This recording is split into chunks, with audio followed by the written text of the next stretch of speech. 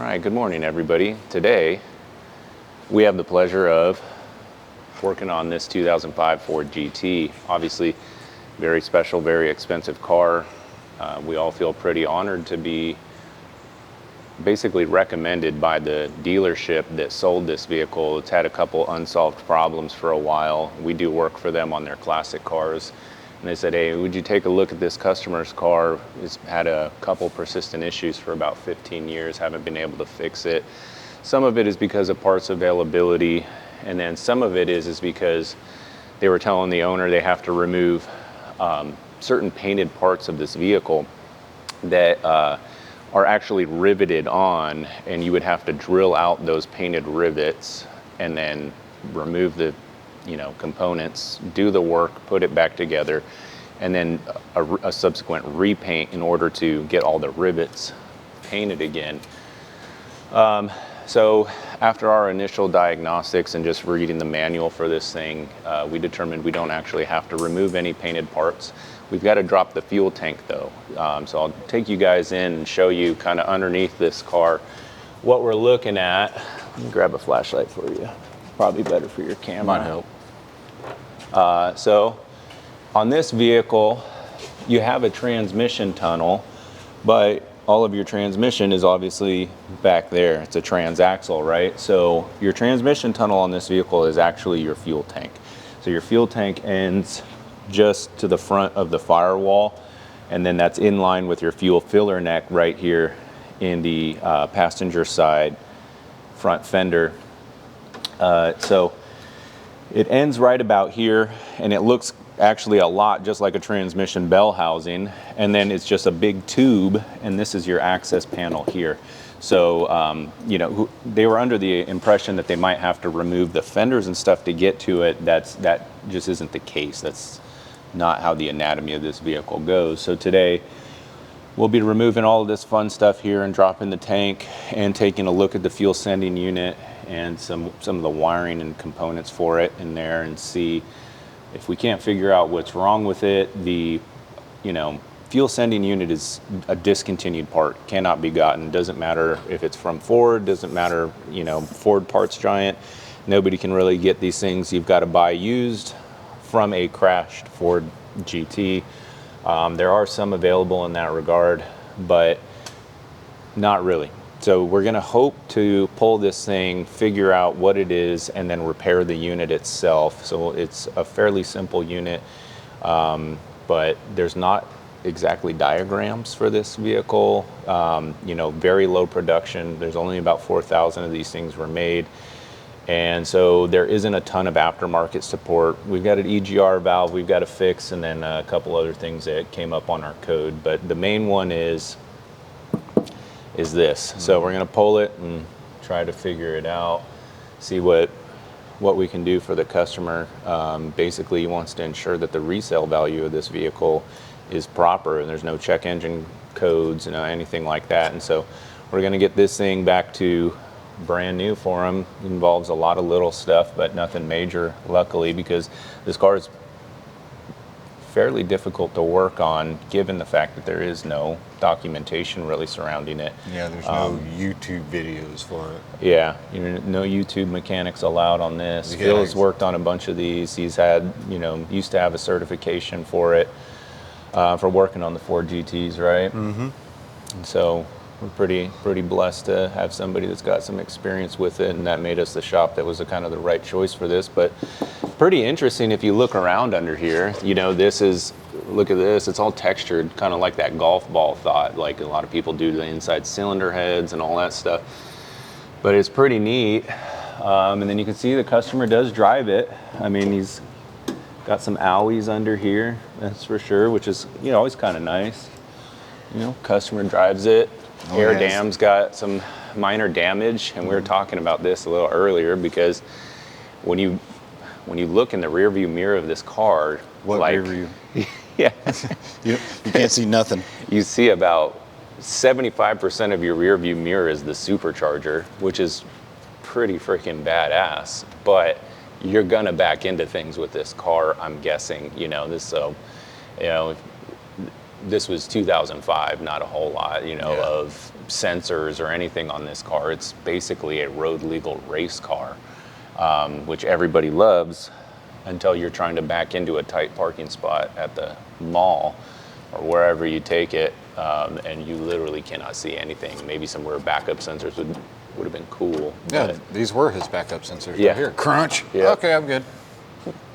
Cool, so we're gonna go ahead and get pulling the fuel tank on this thing. We're gonna start by removing all of the, I'm just gonna call them access panels. It's not really aero, it kind of is aero, but I mean, it's also kind of skid plate, kind of access panel. They call them skid plates. Yeah, it's called skid plates. So with this car, every nut and bolt is kind of cherished. So it's a two-man job. One guy's gonna be removing all of the Torx hardware, and then one guy's gonna be bagging and tagging everything, and making sure that you don't lose anything. Not that you can't replace just a regular old piece of Torx hardware, but you know, if you lose a single bolt and you want to get an exact match from a Mixmaster car or something, it's going to take time, and you don't want to have to bill your customer for time when you lost the bolt. You really can't, so you lose the time, you know. So I mean, taking your time and just doing it right ends up is how we're going to actually be able to make honest money on this job. So it's not a big job, luckily. We're not a ton of labor hours into it. I mean, we'll see once we take it apart and actually have to get to repairing the unit. It may just need a simple cleaning, but we really don't want to lose money or do a kind of a crappy job by putting back, you know, department store hardware to replace the actual matching stuff. So What do you mean? It's a Ford. You could put just regular hardware in it. It'd be all it right. is a Ford. It is a Ford, but we want it looking, going back together. Oh yeah, everything As would be good. paint marked and everything else, torque the spec, Yes. all that stuff. Exactly like if the Ford GT race team was putting this thing back together. That's what we're looking for here. So we're gonna get started. You're gonna see us bagging, tagging, and trying to not make a mess out of this car.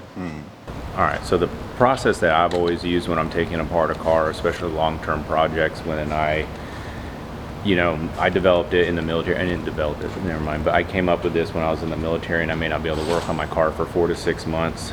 Post-it notes, Sharpie, Ziploc bag, label everything. This is our fuel skid, we're gonna call it. Just comes off, goes inside the Ziploc bag, and then you put all of the hardware in there with it. That way, as long as your Ziploc bag doesn't get busted open, you'll always know what it is. You can walk away from this car for months at a time and come back. And the reason I came up with this was I bought a few project vehicles that the guy just gave me a coffee can full of hardware. And when you don't take the car apart, you're like, you got no clue where any of this goes. But there's fuel skid. If they're super greasy, wipe them off, but otherwise this thing's gonna last forever. I guess when you're looking at going like 200 miles, Yeah, you want you gotta everything really make secure. sure it's bolted. Yeah. I was doing 210, something flew off. I don't know what it was. It would not be good, dude. Lose your arrow. Yeah. It's like the Dodge Neon that's going down the road Yeah, with the lip flapping. Yeah. With that front spoiler. Blah, blah, blah, blah, blah. So these ones. Yeah, so I always kind of start from each end and work yourself in the middle because that way you can kind of release it and hold this.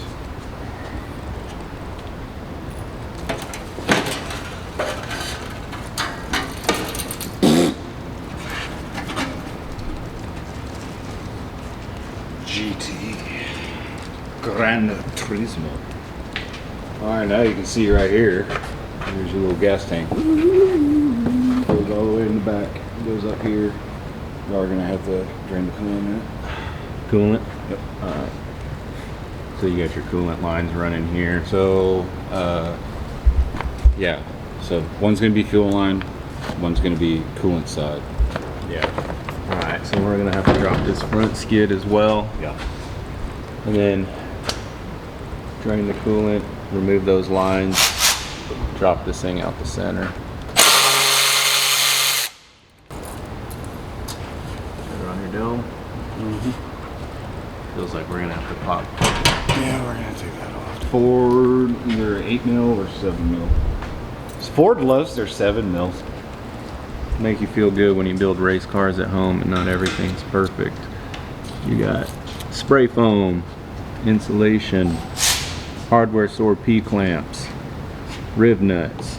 Hey, that's high quality. Hey, I mean, I'm just saying. Well, they only produce this car like pretty quick concept-wise. Super fast, Yeah. from what I read. Ford's like, we want you to come out with a cool car. And the designer's like, well, what about this? They had another car beforehand. They're like, nah, that thing's ugly. It wasn't a 7 mil. It was an 8. Superior to the 7. Well, at least it ain't like a 5.5. Oh. Dude, that's on my inner fender well, my 03 Super Duty. Okay. 7 mils and 5.5. Yeah. Not 5. 5.5.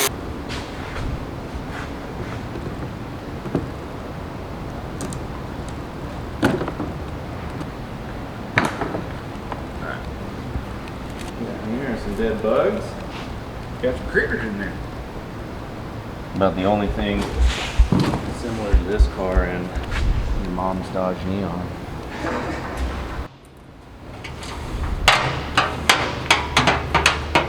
Should be it. Yeah.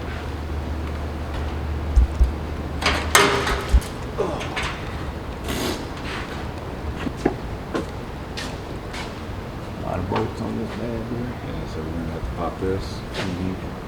And we've got these two little fuel tank cross members. Yeah, the cross members, and then we're gonna have to pop that out. So you It can does- drop it's gotta this. go straight, Yeah, you yeah. can drop this, but it does. Put your hand up in here. Yeah, I can see it now. There's a brace across here, which You see up in there good? You want to get some light? Basically, this thing, they designed it. It looks just like a bell housing and then a transmission. Essentially, I mean, to me, it does. And you look up in there. and you got a crossbar here, which you need to take out. And then here's all your body plugs and stuff. Yeah. So here's our coolant line. We'll take it loose there, and then all the P clamps. Drop it. Drop another one here. Get our two lines out, and then basically same thing here on this side. I'm sorry, this is your coolant side here. Okay. And both are coolant, huh? I see. Oh yeah, class is over.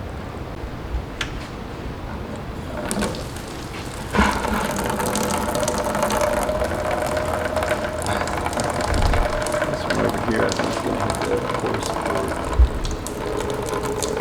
That's coolant. It's the blue stuff. It's pretty neat. You can still see some grinder marks and stuff like that. You know, these are it's TIG welded up in here on the radiator and everything. But if you look right here, you can see that, you know, it's definitely hand fabricated. You can see some flap wheel, and then you can see TIG welds. It's kind of just like a little bit of the craftsmanship, you know, the actual hand craftsmanship aspect of it that went into it. I like that stuff.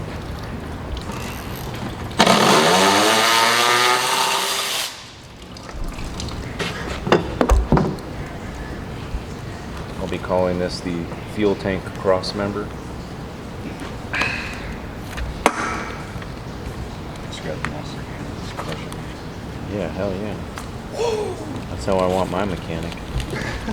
Cracked out on on monsters. monsters and nicotine. Hey man, it's your battery. It's your battery, man. It's your carburetor. Look, man, it's a 12-hour job. It's only going to take me 4. But you bring me a case of monsters. No, it's a 12-hour job, but it's going to take you 22 hours. Because I crashed out on monsters. These seed lines, I think we can get away with just keeping them in there. Yeah. 'Cause I really don't want to fill up the system, so take a while. That's good. All the way. We'll see if we can avoid it, but it is what it is. If we got to do it, we got to do it. Customer said, whatever it takes, get it done. All right, no problem. Doesn't mean we're gonna try to charge them for every single thing, but we try to treat everybody the same, whether you've got big budget or small budget, not to make extra work for ourselves, but sometimes in order to do a nice car right, you gotta just go one step further than you're supposed to, or than you would have to with a car where the customer's like, this car cost me $5,000, bro, I'm not putting 6 into it. You know, like, okay. But obviously, this car commands a little higher value, so customers usually expect the repair costs to be a little bit higher with these, but I'm also not trying to charge the guy 20 grand to change his fuel sending unit. Freaking anything insane like that. Yeah, the fuel sending alone's $3,000. $3,000 used.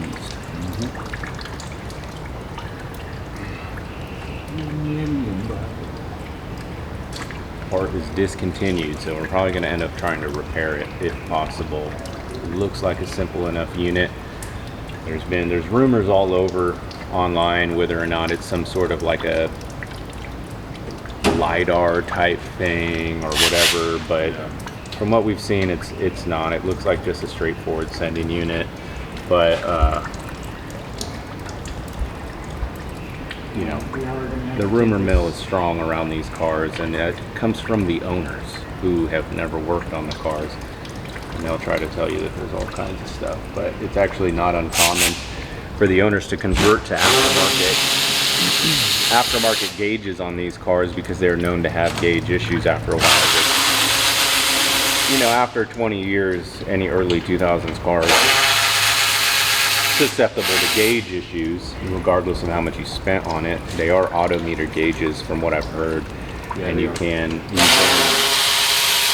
odometer. We've had to do it in the past. Do surgery, take apart an odometer gauge. We had a 67 GT 500E come in and had Carroll Shelby's signature on the gauge that stopped working, and so we had to find the odometer gauge, take it apart, reassemble it with that signed faceplate, put it back together, and reinstall it and get it working. The odometer was like, hey, you can just send it to us and we'll repair it. We're like, yeah, absolutely. Call the customer. He's like, how long is it going to take? About 6 weeks. He's like, hell no. You know, depending on what the customer wants to do, when they need their car back, when it comes to those gauges, you can send them in and have them fixed. All right, so a little bit of a sneak peek into a sort of rare vehicle, and probably one of the coolest American production vehicles, in my opinion. So you got the somewhat familiar 5.4 engine, but it's not the same as the Triton, I've been told. A lot of reworked internals, 16 injectors, supercharger. That's what I said. Similar though, same block, right? It's a pretty neat chassis, right? I mean, everything, you know, the way it's laid out, very highly engineered, very well supported. Car is obviously capable of very high speeds, but it also corners pretty well. And I mean, one of the coolest things I think is the throttle body. Same as some production vehicles, but I like it. It kind of looks like it's, you know, got twin butterflies on it. And then the 16 injector setup. I always love when people do a secondary set of injectors, especially when they're reaching out to us and like, I want to make big power, but also want it to be streetable. I always love going to a 16 injector setup. The reason why is you can run a really low flow rate injector and get really good, you know, mileage, idle, emissions if you have to from the small injector. But then when, you know, you set this thing to a TPS sensor switch of some sort, so when the ECU reads, let's say, over 30%, it starts kicking on that secondary set of injectors, and then that really brings the fuel. So when you're not using it, you know, when you're just out cruising, putting around, hitting the highway, RPMs are low, you're firing 8 injectors only, and then let's say you downshift, hit the gas, TPS goes way up, or RPM goes up, boost goes up, whatever you decide to set your system off of, that secondary set of injectors. Now this one uses the same injectors all the way across, but you can also do, it's very common, especially in rotaries, to do a small initial and then a larger secondary. So you might run 1000 cc on the bottom end and then push up to a 2200 cc on the top end. This one all the same all the way across, and it's pretty much just a standard Bosch injector. But yeah, really neat engine bay, I think. And then if you look, your back window, your actual back window, not the big back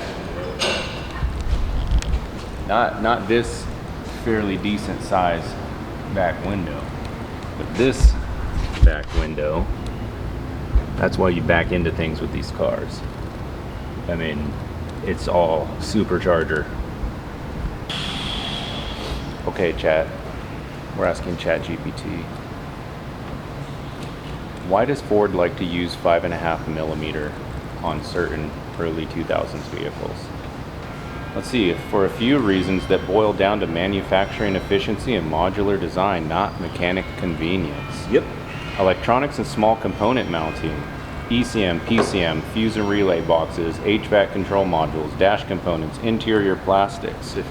They were the sweet spot between strength and compact size. Bigger fasteners weren't needed, although they would arguably much more convenient. And smaller ones could strip or loosen. Put a 6. Put an 8. No. Metric standardization. Not for Don't sell me on metric standardization, dude. I'm not even gonna read that one. And we're in America here. This is an American race car. Metric system. 5.5 millimeter hex head offers just enough surface area for torque while minimizing material. You're telling me a 0.5 millimeter? Okay. On point number 3 that you're making, what would the difference be between 5.5 and 6 millimeter? What's he say? Is that? Oh, okay. He wants to replace that rear arrow that got backed into. I bet you somebody makes them, and I bet you somebody probably makes a carbon fiber one somewhere. He said if we can replace it, replace it. Okay. Yeah. Okay. So let's see. This.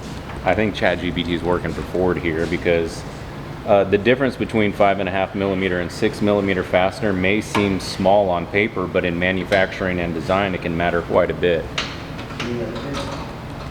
Especially in high volume production. Ooh, they're saving probably a nickel. 5.5 millimeter head bolts go on M4 or M5 threads, while 6 millimeters usually pair with M5 or M6. So M5 is the common thread between those two, so that argument's garbage. Hex size doesn't always match. Material savings, this is what I'm guessing. The actual material saved per bolt is tiny, maybe a few grams, but multiply that by hundreds of fasteners per vehicle and millions of vehicles, you're shaving off tons of steel and millions of dollars. That's why even a 0.5 millimeter head size reduction. Where's that little pin? Garbage.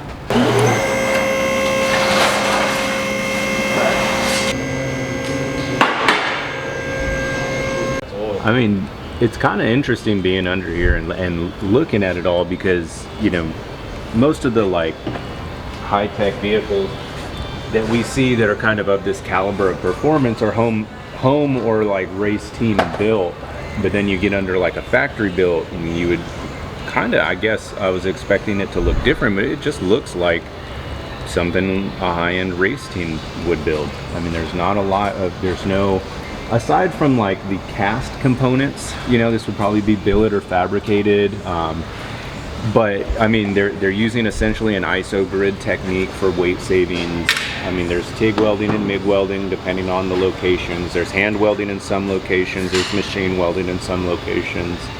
There's rib nuts. I mean, this isn't your standard square stock, you know, so this is kind of triangular with a rounded edge right here. So maybe you wouldn't have that on a, you know, this was, you know, something that's probably made for this application, you know, like, so you wouldn't get into that necessarily, but maybe. Hold on. Data tag right there. Uh-oh. 81705. Yeah, this is worth at least $350, so No, that's $1,000 right there. take that down to the pawn shop. You know, but I mean, you see a lot of repeating components from other Ford vehicles, which, you know, when you you look at, or when you hear the stories of how this thing was built in a rush. And it took the design of it. Jay Leno's Garage has a really awesome interview with the guy who led the team that came up with the design of this thing. He's not an engineer, but he had the look to it. He was in charge of how it looked, which, you know, obviously does overlap some. So you know where they got most of the design features is at the classic car dealership I worked at. Yeah. They had a kit car, and it was off the original GT40, but they put AC into it, like vintage air AC. Yeah. Oh, that SEMA build, right? Yeah, that SEMA build. And so when it was at SEMA, the Ford designers came over and looked at it, and there's a lot from that car in this car. Like how the coolers are and everything else. It's really neat. It's totally different than your standard production vehicle. Yeah. But it still has touches of both a like factory built vehicle and also like a home built or like race team built race car. Yeah. It's kind of cool. It's kind of like the best of both worlds, because obviously Ford has access to manufacturing that the average person doesn't, and that again is mainly in the cast components and a lot of the subframe elements. But aside from that, I mean, MIG weld, TIG weld, and you know, you got washers in here spacing stuff out that, you know, you'd think when you're doing a production vehicle you probably wouldn't have, but obviously these things were hand built and they were designed to not only go fast but look cool too. Pretty cool, really fun. All right, so Phil been working probably 4.5, 5 hours. Yeah, around that area. 4.5, 5 hours, about that it took to get this thing out. And it is a lot worse than we expected. This is your fuel sending unit. This is it in its entirety, right here. And so it's both really neat, but sort of disheartening, because there's not, like, obviously like a float arm or rheostat or any kind of resistor that can just go bad and get fixed, right? So you've got space age technology right here that we're going to have to figure out how it works and see why the gauge has kind of gone intermittent. Now the codes that this vehicle was giving us were having to do with open circuits with regard to the sending unit and stuff. So we had to get to the sending unit to double check, make sure it's not a wiring issue. There's also a gauge control module in this vehicle. That is unfortunately in the fender. That's I really hope we don't have to touch kind of thing. But this is really rough. As you can see, and check this out right here, Ryan, show them. So the fuel filters are just like absolutely disintegrating. Like, I mean, look at the material, like how delicate it's become. Like, you can just, it's like mashed potatoes. Like, yeah. I mean, it just comes apart in your hand. And then this is your fuel pump, which they're usually coated, but I'm guessing whatever coating, whether they went with galvanized or a stainless composite or alloy of some sort, it's just not up to snuff with the ethanol that's in these fuels. And you can look down in here, and let me know if you can see that good with your camera. But I mean, look how filthy the fuel is. There's some other stuff down in here that you just probably won't be able to get to with the camera. But this box, it looks like they mold the tank around. You know, there's like an inner liner that's built, and then it gets this outer black thing. I believe it's probably like a two-part process or a multi-part process, and then but there's no removing that. It's too large to come out of the service hole here. And so this is your filler neck. Yeah, so here's your filler neck, which is in fantastic shape. But that unfortunately doesn't matter. This is just very concerning here. Obviously, the fuel hasn't been getting filtered for a while now. And at this point, the filter itself is probably actually a contaminant. So we're gonna have to test all of these pumps and make sure they're good and make sure they're still serviceable, because if I had to assume, the gentleman that owns the vehicle doesn't take this to the track and like really rip on it or anything. So Well, here's the thing. Those fuel pumps, discontinued. oh yeah, of course. Yeah, fuel pumps are discontinued. There's a lot of parts Everything's discontinued for this thing. You know, we can throw some Bosch 540s in it, but Yeah. 16, Might take a- 16 of them. yeah. But this is kind of like, you know, we'll obviously talk to the customer and see, but obviously this fuel system is probably, like, just the whole system in general is probably either like about to have an issue or it currently has an issue, just given with how filthy.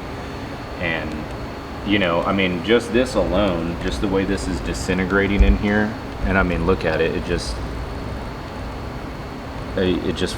comes apart effortlessly. It's like saturated paper, like regular old, you know, construction paper or something, just completely saturated now. And so all of that is probably in the fuel system, but there's no drivability issues. But Of course, he doesn't get on. but yeah, I'm assuming he doesn't drive the car very hard. He just likes to cruise, probably bought the car more for styling, investment, etc. But I mean, he may beat on it too, but there is that State Farm insurance module in there, so they give him a discount if he doesn't haul ass in it. So I mean, who knows?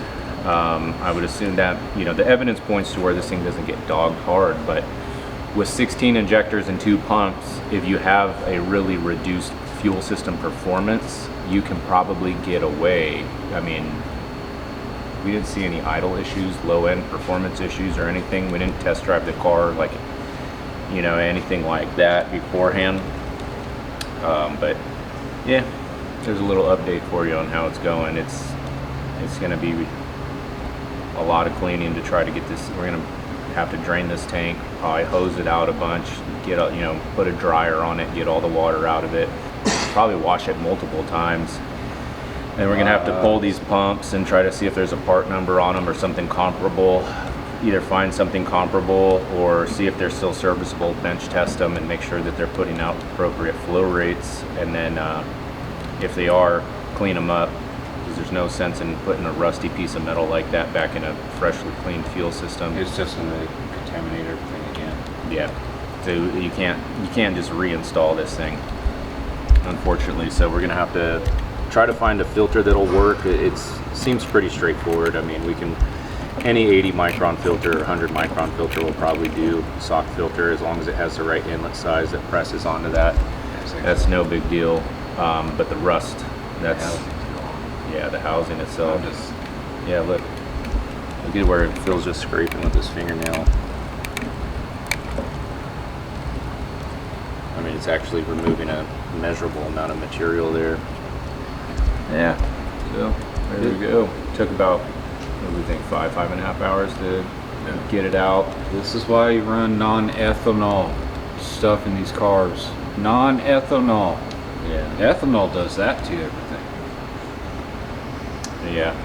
Well, now we get to clean this thing out. Probably spend a bunch of time cleaning this whole fuel tank out and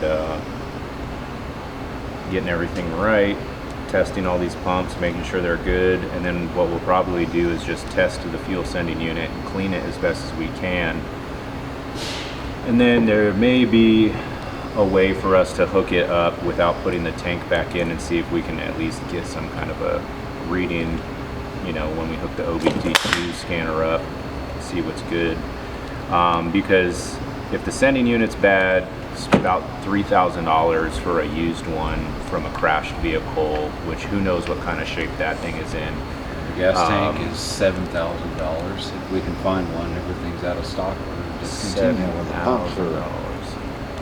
$2,000. $2,000 for the pumps? Yeah. Yeah, see, I mean, yeah. All right, we Ford- change out I fuel mean, pumps come and on, everything, man. sir. That'll be 150,000. I don't feel like Ford should just stop supporting these vehicles when you spend this much money on them. I mean, they should at least have some aftermarket components or something, you know, that you can purchase, because you know you're building this car. Obviously, it's heirloom quality when they design it and they build it, and they want it to be out on the streets getting driven. You know, there's all those questionnaires he was telling us he had to fill out, and they want these guys out driving these cars, and they're very selective about who gets them, you know, and et cetera, et cetera. But then they're just going to not support these vehicles, you know, 20 years later. Here we are, it's 20 years later, and nothing is available for this car unless it was a part that was taken off of a already, you know, another production vehicle. There was a tank on there that was taken out. The car was made a race car. Oh yeah. And it had everything in it, but it sold like snap. I wonder if we'll have to look into the kit cars and see how closely they replicate these things. Obviously, we don't want to change any. Oh. It looks like a churro. Yeah, it does. It's like it looks like somebody buttered it and rolled it in cinnamon. Oh man, look at all that. Like, look at the like stalactites. Is that what they would I be? think that's in the 16 injectors. Yeah. Yeah, we're gonna have to take the injectors out and clean those out too. Supposed to be on the safe side. Holy shnikes. That's wild. I've never seen that, and we've dealt with some. I've seen that. We've dealt with some crusty old cars, but I've never seen this. This is the second time I've seen something like this. It almost looks like there's like an electrical issue. You know, like the way the rust Well, is. Like there's no grounds on growing that up. tank whatsoever. Well, yeah, that makes sense. Because they're like, oh, it's plastic. Yeah. So I mean, well, these would ground through their Well, yeah. You thing, but yeah, look at all the electrolysis on here. So, whoa. That's why I think if you're gonna buy these It's like a cars, salt shaker. going all original, I guess you're gonna probably have to buy a bunch of the like serviceable parts and just stockpile them, or be willing to like go full aftermarket, you know, 15 years down the road, and just, you know, because we could make you a new aluminum one. It'd be a big job for sure, you know, but we could make you a new aluminum one that fit in the housing. Maybe it wouldn't have all the details in it. We'd probably just downsize it a little bit so we didn't have to create all this crap. So you downsize know. it a little bit where you don't have to unhook all the. Yeah, and make it come You in can and see out. the mess yeah. in the background of all the antifreeze. I tried my best, but Yeah, you know, rather than make it such a tight fit in there, we make it a little bit smaller or something, and maybe build some mounts for it off of the OEM. But if anybody knows where to find like yeah, anybody with GT parts. anybody GT parts, let us know or send us a website. And we'll buy whatever it needs. Yeah, but the path just really opened up as to like what this car is going to take to get right. Because it's probably not the customer that's like, just put it back together and No, he wants it. yeah, he wants them right. Yeah, he wants it. Right. Yeah. Don't clean it too good. We still got to show the customer. That's why I'm keeping that one. Oh man, cars. One I'm gonna clean up so I get part Cars- numbers. Cars just kick their owners in the ass every single day. Well, It's we like- wouldn't have that problem with an electric car. Yeah, my Oh, butt. you'll have so many other problems. Oh, yeah. You'll have so many different problems. You'll have problems. I mean, Yeah. I don't know what. The main one is like you die when you try to wrench on it. Oh, on you your can get a own. battery? That would be $45,000. Let's go buy a used Tesla and see what it takes to get it running again. LS swap it. Tesla ran when parked 15 years ago. Yeah. What's going to happen now? I'm like, Phil's going to hook up the jumper cables or whatever the electric car equivalent is of jumper cables and get fucking torched. Oh yeah, The- like the A-team and stuff. And he's jumping the van or whatever. You just go. Clear! 240,000 volts went straight to Phil's heart.